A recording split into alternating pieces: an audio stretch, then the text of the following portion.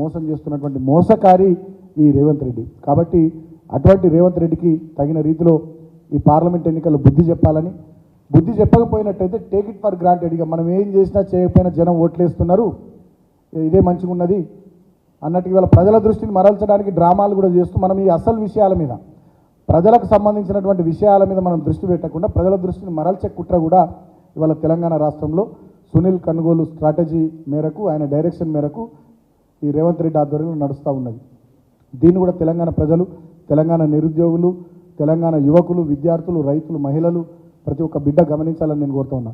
మొన్నటిదాకా ఒక నెల 2 నెలల కిందటి దాకా ఏం మాట్లాడిర్రు, మేడిగడ్డ కొట్టుకపోయింది, కాళేశ్వరం కొట్టుకపోయిందని మాట్లాడిర్రు.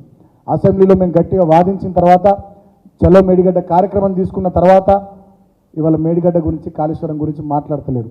ఇప్పుడేం మాట్లాడుతున్నారు, నెల 15 రోజుల నుంచి ఫోన్ ట్యాపింగ్ అని మాట్లాడుతున్నారు.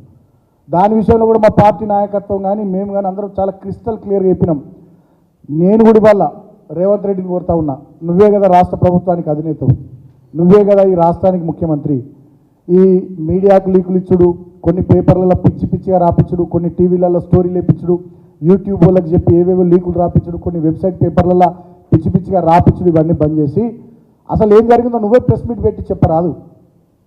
ఆధారాలతో ప్రెస్ మీట్ పెట్టి చెప్పారంటే మళ్ళీ ప్రతిపక్షంలో ఉన్నట్టు నోటికి ఏదొస్తుంది మాట్లాడు కాదు, డాక్యుమెంటరీ ఎవిడెన్సెస్తోని ఏం జరిగిందో ఏదో అన్ని విషయాలు కూడా ప్రజల ముందు పెట్టరాదు. ఎవడొద్దన్నా నిన్ను, ఎవడాపి నిన్ను ఫోన్ ట్యాపింగ్ విషయంలో అసలు ఏం జరిగిందనేది నువ్వు చెప్పు. ఎవడొద్దన్నా నిన్ను, ఎవరైనా అధికారి తప్పు చేసిండా, ఇంకెవరైనా తప్పు చేసిందా చెప్పు. నువ్వు పిచ్చి పిచ్చిగా మాట్లాడేది. నువ్వు కేసీఆర్ నీకు జైలు రెడీ ఉంది, కేటీఆర్ నీకు జైలు రెడీ ఉంది, నీకు జైలుకి ఏదో బాగా సంబంధం ఉన్నది, మర్చిపోలేకపోతున్నావు. గత స్మృతులు మర్చిపోలేకపోతున్నట్టున్నావు. ఆ చెంచలు కూడా జైల్లో చిప్పకూడు తిన్నటువంటి ఆ గతానుభవాలు, గత స్మృతులు నువ్వు వండుకోగా నీకు గుర్తొస్తున్నట్టున్నాయి. లేవగానే సభల్లో, మీటింగ్లలో అంతటా కూడా జైలు జైలు జైలు అని మాట్లాడుతున్నావు. నువ్వు ఇవాళ ఒక జైలు పక్షివి. ఓటుకు నోటు కేసులో సుప్రీంకోర్టు ద్వారా బెయిల్ పొంది నువ్వు బయట ఉన్నటువంటి ఒక జైలు పక్షివి మాత్రమే. ఇవాళ నువ్వు వాళ్ళని జైలుకి పంపిస్తా, వీళ్ళని జైలుకి పంపిస్తా అంటే డెఫినెట్గా ప్రజలు అన్నీ గమనిస్తున్నారు, నీకు తగిన రీతిలో బుద్ధి చెప్తారు.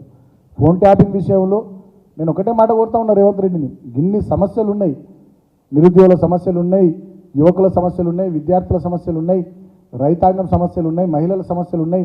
నువ్వు ఇచ్చిన ఒక్క హామీ అంటే ఒక్క హామీ నిలబెట్టుకోలేవు, నెరవేర్చుకోలేవు. ఇవాళ రైతుల పంటలు ఎండిపోతూ ఉన్నాయి, లక్షలాది ఎకరాల్లో సాగునీరు లేదు, కరెంటు చక్కగా వస్తలేదు, రైతాంగం ఇబ్బంది పడుతూ ఉన్నారు, మంచినీళ్ళు చక్కగా లేవు, జనం ఇబ్బంది పడుతూ ఉన్నారు. హైదరాబాద్లో కానీ రాష్ట్రంలో కానీ మంచినీటి గోసవుతూ ఉంది. వీటి మీద దృష్టి పెట్టంటే వీటి మీద చర్చ జరగకుండా రాష్ట్రంలో వీటి మీద నుండి ప్రజల దృష్టిని మరల్చే కుట్ర ఇవాళ రేవంత్ రెడ్డి చేసి ఇక అందరూ సెల్ ఫోన్లలో, యూట్యూబ్లలో చూసుకుంటా, వాట్సాప్లలో చూసుకుంటా ఫోన్ ట్యాపింగ్ అని మాట్లాడేటటువంటి ఒక చిల్లర ఒక కుట్ర చేస్తూ ఉన్నారు. అటెన్షన్ డైవర్షన్ పాలిటిక్స్ తప్ప, అన్నీ అటెన్షన్ డైవర్షన్ పాలిటిక్సే తప్ప తెలంగాణలో నిజమైన ప్రజాపాలన నడుస్తలేదు. ఈ కేడీ ముఖ్యమంత్రి ఏడీ పాలన చేస్తున్నాడు తప్ప ప్రజాపాలన చేస్తలేడు. మళ్ళీ చెప్తా ఉన్నా రాష్ట్ర ప్రజలకు, ఈ కేడీ ముఖ్యమంత్రి ఏడీ పాలన చేస్తున్నాడు తప్ప ప్రజాపాలన చేస్తలేడు. ఇక్కడ జరుగుతున్నది ప్రజాపాలన కాదు, దగా పాలన. ఇక్కడ జరుగుతున్నది ప్రజాపాలన కాదు, ప్రతీకార పాలన. ఇక్కడ జరుగుతున్నది ప్రజాపాలన కాదు, ఒక కేడీ పాలన, ఒక ఏడీ పాలన. ఇక్కడ జరుగుతున్నది ప్రజాపాలన కాదు, ఒక కక్ష సాధింపు పాలన.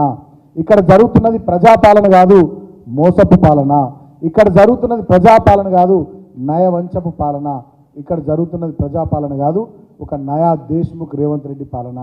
ఈ పాలనలో అన్ని వర్గాల ప్రజానికం ఇబ్బందులు ఎదుర్కొంటూ ఉన్నారు. ప్రజా సమస్యల మీద దృష్టి పెట్టి, ఈ ప్రాంత సమస్యల మీద దృష్టి పెట్టాల్సినటువంటి ముఖ్యమంత్రి ప్రత్యేక విమానాల్లో ఢిల్లీకి చక్కర్లు కొట్టుకుంటా, రాహుల్ గాంధీకి, సోనియా గాంధీకి 1000 కోట్లు డబ్బులు ఇచ్చుకుంటా, ఆ ముడుపులు ముట్ట చెప్పే పనిలో, ఢిల్లీకి కప్పం కట్టే పనిలో బిజీగా ఉన్నాడు ఒకవైపు. ఇంకొక వైపు వాళ్ళ బడే బాయని సంతృప్తి పరిచే పనిలో బిజీగా ఉన్నాడు. ఇంకోవైపు ప్రధానమంత్రి నరేంద్ర మోడీ గారిని కూడా సంతృప్తి పరిచే పనిలో బిజీగా ఉన్నాడు ఈ రేవంత్ రెడ్డి. 2 పడవల మీద కాలు పెట్టి ప్రయాణాన్ని కొనసాగిస్తున్నాడు రేవంత్ రెడ్డి. ఆడుతూ పాడుతూ 2 పడవల మీద కాళ్ళు పెట్టి ప్రయాణాన్ని కొనసాగిస్తున్నాడు రేవంత్ రెడ్డి. ఈ బడే బాయ్ గతంలో అసెంబ్లీ ఎన్నికల సందర్భంలో రేవంత్ రెడ్డి చోటే బాయ్కి సహకరించిండు. అందువల్ల నీళ్ళు రైతు బంధు ఆపాలని ఇట్లా పోయి ఎన్నికల కమిషన్ కంప్లైంట్ ఇవ్వగానే రైతు బంధు ఆపాలని ఎన్నికల కమిషన్ ఆర్డర్ వస్తుంది.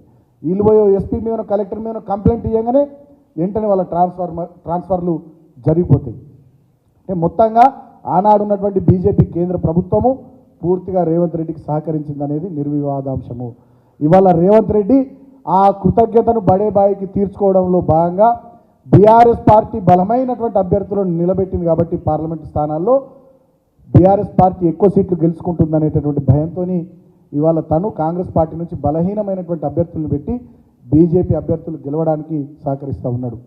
ఇవాళ నేను సూటిగా రాష్ట్ర ప్రజల్ని కూడా ఆలోచించమని కోరుతా ఉన్నా, విలేకరు మిత్రులను కూడా ఆలోచించమని కోరుతా ఉన్నా. ఇవాళ కాంగ్రెస్ పార్టీ ఎక్కడన్నా బలమైన అభ్యర్థులను పెట్టిందా? అంత డమ్మీ అభ్యర్థులను పెట్టింది. చేవెళ్లలో రంజిత్ రెడ్డి ఒక డమ్మీ అభ్యర్థి, అక్కడ మా కాసాని జ్ఞానేశ్వర్ గెలవబోతున్నాడని తెలిసి చేవెళ్లలో విశ్వేశ్వర్ రెడ్డిని గెలిపేయడం కోసం ఒక డమ్మీ అభ్యర్థి రంజిత్ రెడ్డిని పెట్టింది. సర్వేలో 3rd ప్లేస్ 4th ప్లేస్ పోతున్నారు రంజిత్ రెడ్డి. తర్వాత అక్కడ రాగిరి లక్ష్మారెడ్డి మా బలమైన అభ్యర్థి మల్కాజ్గిరి, అక్కడ ఈటల రాజేందర్ను గెలిపేయడానికి బలహీనమైనటువంటి అభ్యర్థి సునీత మహేందర్ రెడ్డి గారిని పెట్టారు.